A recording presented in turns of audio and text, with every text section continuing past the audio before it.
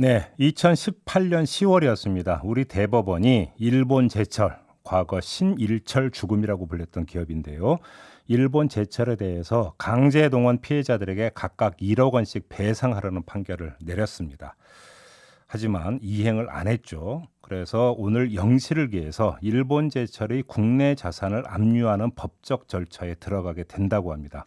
이건 이제 시행이 될 수 있는 시점이 시작이 됐다 이렇게 이해를 해야 될 것 같은데요. 이후 법률적 절차가 어떻게 되는지 궁금하고요. 정말로 시행이 되는지 궁금한데, 자, 이분 연결해서 일단 말씀 들어보겠습니다. 강제동원 피해자 소송 대리를 맡고 있는 임재성 변호사 전화로 만나보겠습니다. 나와 계시죠, 변호사님? 예, 네, 안녕하세요. 안녕하세요. 이게 법적 절차니까 너무 복잡한데요. 예, 맞습니다. 좀 정리해서 설명을 좀 해주세요. 어떻게 이해를 하면 되는 겁니까?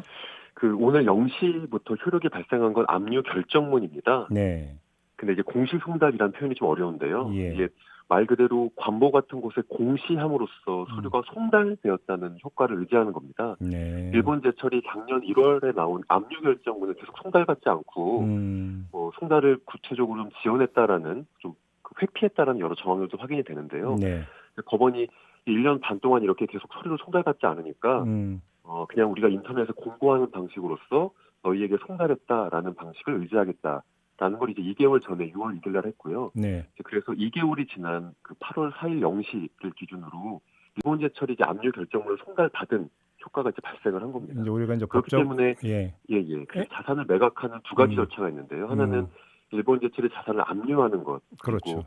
실제로 매각하는 두 가지 절차에서 예, 첫 번째 절차가 어느 정도 완성이 예. 됐다라고 보시면 좀 쉽게 이해하실 수 있을 것 그러니까 같습니다. 이 단계가 이제 그 뭐 스스로 토해내면 이제 모든 게 끝나버리는 건데 스스로 토해내지는 않으니까 그러면 자산을 일단 압류를 하고 예. 압류한 다음에 이걸 매각을 해서 현금을 확보를 해서 그 돈으로 이제 그 강제인가 동원 피해자들한테 지급을 하는 이런 절차가 개시될 수 있다라는 거죠. 오늘 0시부터.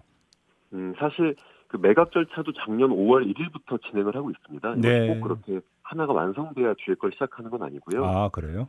근데 어쨌든 모든 것이 다 끝나서 음, 매각 명령 결정이 나오기 위해선 압류도 확정이 돼야 되고 네. 매각 명령 결정도 있어야 되는데 예. 첫 번째 단계가 어느 정도 완성이 됐다라고 보시면 됩니다. 음, 그리고 매각 절차도 작년 5월부터 시작을 해서요. 지금 그 일본 제철이 갖고 있는 자산에 대한 감정 절차나 음, 또 그 신문서 송달이라는 방식으로 이 절차에서 의견이 있으면 네. 내라라는 것도 진행을 하고 있습니다. 그러면 지금 뭐 언제라도 오늘 0시를 기해서 언제라도 압류는 이제 바로 할 수 있다라 이렇게 이해를 하면 되는 거죠. 압류는 사실 이미 돼 있고요. 그 다 압류가 돼 좀 있습니까? 확정이 됐다 이렇게 보시면 될 것 같습니다. 그럼 이제 현금화 과정이 또 남아 있다면서요. 매각 절차가 남아 있는데요. 예. 그래서 언론에서는 뭐 당장 오늘 0시부터 음. 언제든 일본 제철의 자산을 매각할 수 있다, 현금화할 수 있다라고 좀 네. 보도가 이루어지고 있는데 예. 그거는 정확하지 않고요. 네. 일련의 절차들이 남아 있어서 음. 당장 가시적인 현금화는 좀 어려울 것으로 보고 있습니다. 아, 그래요? 어떤 문제가 있는 겁니까? 일단 말씀드린 것처럼 매각 절차가 남아 있기 때문에 예. 그 매각 절차에서의 감정 절차도 진행을 하고 있고 예. 지금 법원에서 감정인을 선임을 해서 그 법원이 선임한 감정인이 절차를 진행을 하고 있습니다. 올해 4월부터요. 예, 예. 그리고 일본 제철에게 의견을 내라라는 절차, 신문 절차라고 하는데요. 네. 그 절차도 진행을 하고 있어서 음. 저희로서는 뭐 그 시점을 예상하기는 좀 어렵지만 네. 지금 언론 보도가 이루어지는 것처럼 당장이라도 이루어질 수 있다라는 건 아직 절차가 남아있기 때문에 조금 음. 사실에 부합하지는 않습니다. 그 지금 대상이 되는 게 그 일본 제철하고 우리 포스코인가요? 공동으로 출자해서 만든 그 기업의 주식이라면서요. 맞습니까? 예, 맞습니다. PNR이라고요. 예. 포스코 안에 있는 회사입니다. 근데 예. 일본 제철과 포스코가 이제 과점 주주라고 하죠. 이제 음. 포스코가 70%, 일본 제철 30% 정도의 네. 주식을 보유하고 있는 건데 거기에서 일본 제철이 소유하고 있는 주식 저희가 음. 지금 압류하고 매각하려는 절차를 하고 있는 겁니다. 예. 아, 이 절차 얘기니까 너무 그러니까 복잡한데요. 근데 또 하나가 맞습니다. 더 있는 게 방금 전에 지금 속보가 하나 들어왔는데요. 일본 쪽에서 예, 나온 속보가 뭐냐면 그 일본 제철이 즉시 항고를 예정하고 있다고 밝혔다고 지금 일본 교도통신하고 NH가 이제 보도를 했다고 하거든요. 이 예. 즉시 항고라고 하는 건 어떻게 되는 겁니까? 어, 간단하게 말씀드리면 지금 압류 결정문을 일본 제철에게 이제 송달시킨 효력을 발생하는 게 오늘 0시에 발생을 한 겁니다. 네. 그리고 일주일이 지나면 이 압류 결정이 그대로 확정이 되는데요. 예.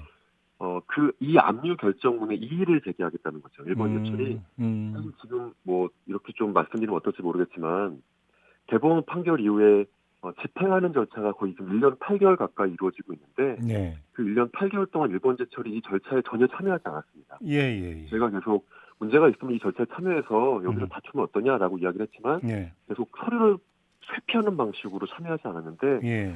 이제서야 법원이 너희들에게 이 서류를 송달시키는 효과를 내겠다라고 하자 이제야 이 절차에 1년 8개월 동안 이 절차를 회피하다가 아마 제 생각에는 한국에 있는 변호사 그 대리인으로 선임을 해서 이 절차에 들어오려고 하는 것 같은데요. 예. 좀 예상하지 못했던 상황이긴 하고요. 저희는 계속 이 절차를 회피하는 방식으로 대응하지 않을까 했었는데 네. 그리고 즉시 항고하는 건 어쨌든 그 항고의 이유가 있어야 됩니다. 즉 이 압류 결정이 뭔가 문제가 있다. 위법하다. 근데 그런 것들이 없는 상황에서 즉시 항고를 한다는 건 역시 또 시간을 지연시키기 위한 전략 이상도 이하도 아닐 것 같다는 결국은 생각입니다. 시간 끌기라고 봐야 되는 거죠. 예, 맞습니다. 하지만 그럼에도 불구하고 어쨌든 이게 채무자에게 주어진 다툴 수 있는 절차이기 때문에 네. 뭐 그 행사 자체를 위법하다라고 보기는 어렵지만 예. 실제로 위법한 사유가 보이지 않음에도 불구하고 이렇게 절차에 들어와서 다투겠다는 건 시간 끌기라고밖에는 설명할 수 없을 것 같습니다. 정말로 만약에 항고 신청을 하게 된다면 보통 한 몇 달 또 이렇게 걸리게 되는 건가요? 예. 어쨌든 또 다른 심급이 시작이 되는 거기 때문에 마치 우리가 1심, 2심 하는 것처럼 예. 이 집행 절차에도 그렇게 불복 절차가 있기 때문에 네네. 시간이 좀 지연되고 이럴 거면 대법원 판결 나오고 나서 저희가 압류하고 그랬을 때 진작에 들어와서 다퉜으면 좋았을 텐데 이렇게까지 이 피해자들의 고령이라는 걸 일본 제출도 알고 있음에도 불구하고 네, 그렇죠. 이렇게까지 1년 반이 넘도록 시간을 끌다가 이제서야 들어온다는 게 참 납득이 되지 않네요. 이게 그렇죠. 법이 정한 절차긴 하지만 힘이 치란 게 있지 않습니까? 일본 제출 얼마나 큰 회사인데 이런 식의 절차 진행이 너무 아쉽네요. 근데 알겠습니다. 그럼 뭐 이제 피해자 입장 당연히 이제 그런 그 지적은 나와야 되는 어떤 지적이라고 생각을 하고요. 근데 지금 또 하나 이제 이렇게 되면 이제 포인트가 이렇게 되면 일단 만약에 또 시간이 그 지연이 된다고 한다면 일본 정부는 보복 조치를 취할 거다라고 이제 계속 멘트를 날려왔는데 일본 정부가 어떤 조치를 취할 수 있는 또 시간도 그러면 지연이 됐다 이렇게도 해석이 돼야 되는 겁니까? 만약에 지금 상황에서 일본 정부가 어떤 조치를 취하면 물론 원래도 일본 정부가 취하는 조치는 협박이죠. 사실상 법치주의에 대한 협박이고 사법 주권, 미국의 사법적 절차를 하지 마라. 한국 정부가 거기 개입하라라는 거기 때문에 협박인데 더더군다나 명분이 없어진다고 봅니다. 왜냐하면 이미 일본 제철이라는 이 소송의 당사자가 이 집행 절차에 들어와서 다투겠다는 건데 그것에 대한 판단은 당연히 그 판단을 수용하겠다는 의사라고 좀 볼 수 있습니다. 그렇기 때문에 그런 것의 결정을 당연히 지켜봐야 되는 거고 그 이전에 일본 정부가 어떤 조치를 취한다면 그야말로 예전보다 더 심각한 사법 주권에 대한 침해라고 평가받을 수밖에 없는 행위죠. 논리적으로 본다면 그러니까 항고를 한다면 항고에 대한 어떤 우리 법원의 판단이 어떻게 내려지는 것까지 보고 뭘 하더라도 하는 게 맞는 거죠. 그렇죠? 그리고 이미 이 절차에 들어온 이상 이 절차에 승복하지 않을 수는 없을 것 같습니다. 그러니까 일본 제철로서는 그렇죠. 어쨌든 이 시간을 지연하기 위해서 이 절차에 들어왔지만 저는 교도통신이나 NHK의 보도가 만약에 사실이라면 더더군다나 명분이 없어지는 것 아닐까 싶습니다. 지금 변호사님 말씀이 중요한 포인트인 것 같은데요. 지금까지는 그냥 무시로 일관했다는 것은 한국 어떤 사법당국의 결정에 대해서 우리는 모른다, 신경 안 쓴다 이런 기조였는데 항고를 한다는 것은 한국 사법 절차에 들어옴으로써 그 준수한다는 뜻이 깔려 있다고 해석을 해야 된다는 말씀이신 거죠? 만약에 그런 게 없다면 항고하면 안 되는 거죠. 그렇죠. 최소한 법원의 판단을 내가 받아보겠다라고 해서 항소도 하고 상고도 하는 거 아니겠습니까? 그렇죠. 네. 중요한 점을 좀 지적을 해주신 것 같고요. 어제 이제 성명을 통해서 이거는 좀 포괄적으로 협의할 수 있는 그 여지가 있다라는 취지의 말씀을 하신 걸로 알고 있는데 어떤 뜻이에요? 여지가 있다는 건 사실 일본 제철이 우리에게 협의 요청을 하면 그 협의에 대해서 우리가 응할 자세가 되어 있다라는 것이고요. 왜 그러냐면 대법원 판결 이후에 저희가 여러 차례 일본 제철에게 공식, 비공식으로 협의 요청을 했습니다. 말 그대로 처음에 김종대 선생님께서 말씀하신 것처럼 이 판결에 어쨌든 패소를 했기 때문에 당연히 원고에게 돈을 지급해야 되고 더 나아가선 이 사건의 역사성이 있기 때문에 일본 제철이 피해자들에게 의사표시를 하고 또 사과할 수 있는 이런 절차에 대해서 우리 논의할 자세가 되어 있다라는 얘기를 했는데 무시로 일관했죠. 집행 절차가 이루어지고 있는 과정 속에서도 우리는 그러한 협의를 할 자세가 되어 있다. 다만 더 이상 우리가 먼저 연락하지는 않겠다. 너희들이 연락한다면 우리는 그 연락을 받겠다 정도의 의사표시고요.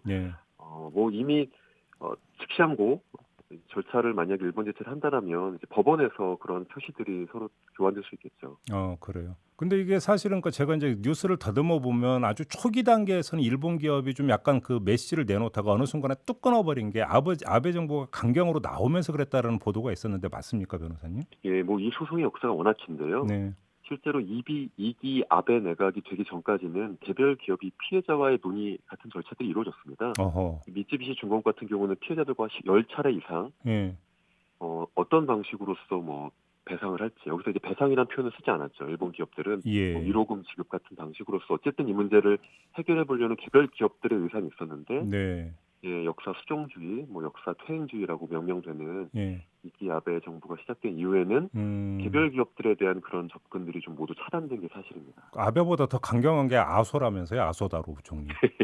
뭐 저희는 그 개별 정치인들의 뭐 입장이나 포심들에 예. 대해서는 뭐 예. 여러분들이 평가하지만 어쨌든 법률가로서는 이 절차에서 기업들을 상대하고 있기 때문에 기업들이 조금 더 어쨌든 이제 가장 큰 기업들이고 일본 안에서도 예. 또 세계적인 기업들인데 예. 이런 방식으로 정부 뒤에 숨어서 예. 아무런 뭐 입장이나 뭐 태도를 취하지 않는 게 좀 선뜻 납득하기 어려운데 예. 일본 안에서도 일본 정부는 뭐 강하게 누르고 있다라는 평가들을 좀 많이 보이고 있는 것 같습니다. 그러게 한번 좀 속 시원하게라도 일본 전범기업 입장을 한번 좀 들어봤으면 좋겠는데 입을 꽉 닫고 있어갖고 도대체 뭐 어떻게 되고 있는지 좀 파악이 안 되고 있는 상황이니까요. 그런데 지금 이 문제가 법적 절차가 진행이 되고 있는 게 다른 법원에서도 좀 진행이 되고 있는 게 있다면서요? 민사소송이다 보니까 네. 강제 동원을 했던 가해 기업, 전범 기업이라고 우리가 흔히 부르는데요. 네. 일본제철, 미쯔비시 중공업, 후지코시 이러한 여러 기업들을 상대로 한 소송이 있었습니다. 그러게요. 그리고 그 소송이 끝난 이후에 또 개별 압류, 또 개별 매각 명령 절차가 있었고요. 지금 네. 10여 개 정도의 압류 사건이 있고요. 그 중에 한 건의 압류 결정문이 일본 기업, 일본 제철에게 송달이 된 걸 의지하겠다라는 오늘 결정이 이루어진 거기 때문에 또 앞으로 갈 길이 멀습니다. 그러게요.